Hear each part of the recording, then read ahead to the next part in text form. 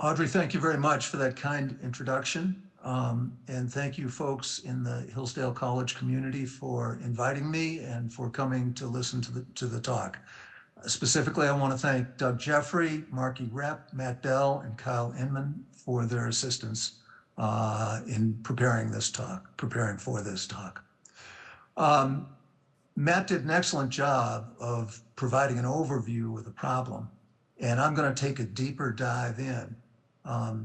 What I'm going to say doesn't require any scientific background. It's common sense and caring about the welfare of our country.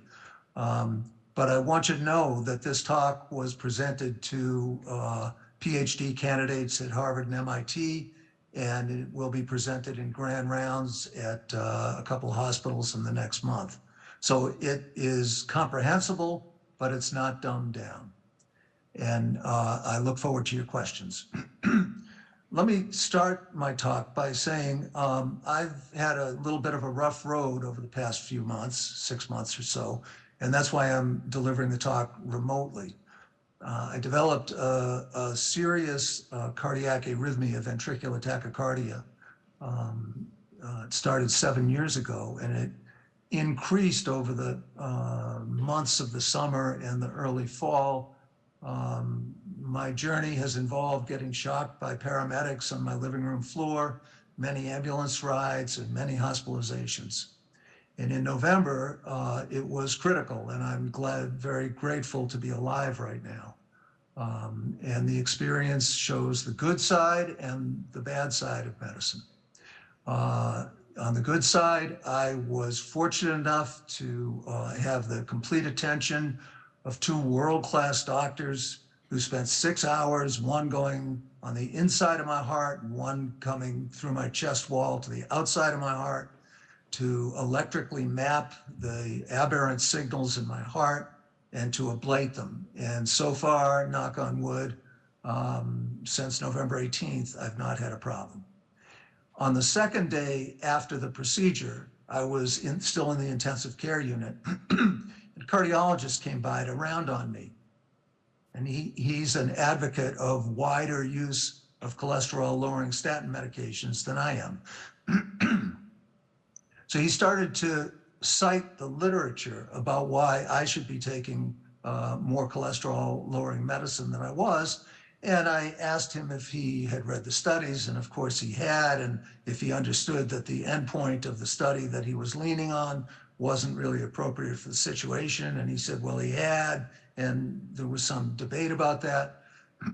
But he wouldn't back off. And I asked him if he was aware that when articles are published in medical journals, even the most reputable medical journals, and they're peer-reviewed, and that's supposed to assure that the articles are accurate and represent the findings of the clinical trials fairly. I asked him if he was aware that the peer reviewers serving those medical journals don't have access to the actual data from the clinical trials. And his advocacy of statin-lowering drugs was based on largely all commercially sponsored and largely commercially influenced medical journal articles. And he somewhat meekly said, yes, he was aware that peer reviewers didn't have access to the data. And I said, well, you know that doctors trust that information because it's so-called peer reviewed. He said, yes. And I asked him, this is a surreal scene where I'm looking at the cardiac monitor to see if, as I'm getting more emotionally involved in this conversation, if I'm starting to have extra beats and getting into trouble, and I wasn't. I asked him how he could present himself as a learned intermediary, bringing medical science to the education of physicians and patients, how he could claim to be a learned intermediary without having actual access to the data from the clinical trials, for which he did not have an answer. So I'll get to that in my talk, but this gets to the heart of the problem of the commercial takeover of the medical knowledge that doctors believe and implement, thinking that they're providing the best possible care to their patients. But I want to remind you that I'm here because of advancements in medical science. And therein lies the problem. We need medical science. It's a blessing to have medical science, but it's also, it needs to be in some way overseen because it won't govern itself. And with that, I'd like to start the talk. Okay. So conflicts of interest, I think they're important to let everybody know what they are. I'm the author of Sickening: How Big Pharma Broke American Healthcare and How We Can Repair It.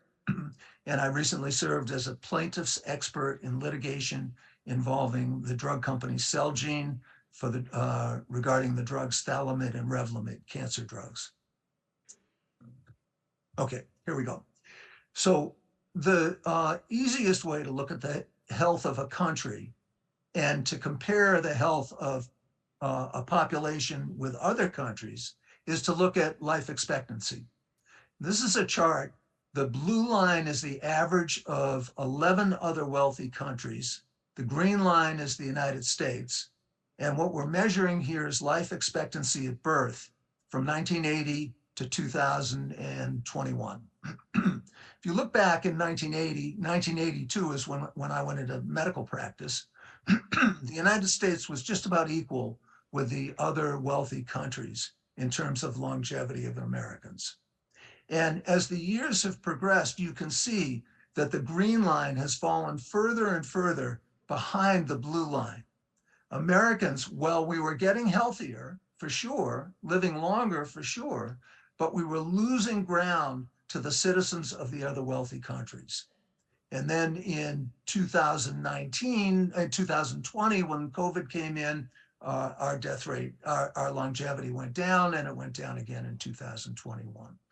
The difference between the life expectancy in the other wealthy countries and in the United States prior to the COVID pandemic, so on 2019 data, the difference is so great that 500,000 Americans were dying before the COVID pandemic. 500,000 Americans were dying each year in excess of the death rates of the citizens of the other wealthy countries. 500,000. Now, sometimes when we see this data, we think, well, it's not a good thing, but primarily the problem is that we have such a separation between rich and poor in this country that it's the poor people that have poor health. The wealthy people are still getting the most advanced medical care in the world and thriving. But that's not the case. This really very clever study looked at white citizens, not because there's any racism involved, but to take out the possibility of racism, that white citizens in the 1% and 5% highest income counties in the country have better health than poorer Americans, but have worse health than the average citizens in 12 other wealthy countries. So it's not like wealthy folks who are college educated, who have insurance, who are employed. It's not like they're getting the best and the people, the less fortunate Americans, are getting the worst. We're all suffering from this. Poor people suffering more, but wealthy people as well. And for this inferior health, we are paying an enormous excess. The United States, we average $12,914 per person per year on healthcare. And the other comparable wealthy countries listed here average $6,125. Now, if you multiply that difference, the $6,700, $800, if you multiply that by 334 million Americans, we're spending an excess $2.1 trillion a year on healthcare. We look at the spending that has been the result of the Democratic president and Democratic legislatures with the bills, the Inflation Reduction Act and the COVID bills, and they added $1.55 trillion to the federal, they will add $1.55 trillion to the federal deficit over a 10-year period. And healthcare is extracting 15 times more than that in excess, $2.1 trillion a year, and that's $21 trillion over 10 years. So as Matt, in his introduction of me, spoke about out of control spending, Eisenhower was referring to the military industrial complex. We now have a medical industrial complex that is sucking America's wealth away from the other things that will make us healthier and create better lives for all Americans.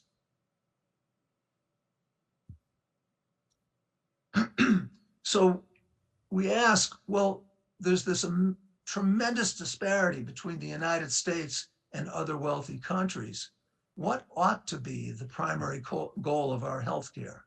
And this is the best definition I can come up with. If any of you can think of a better definition, let's talk about it when we get to questions at the end of the lecture.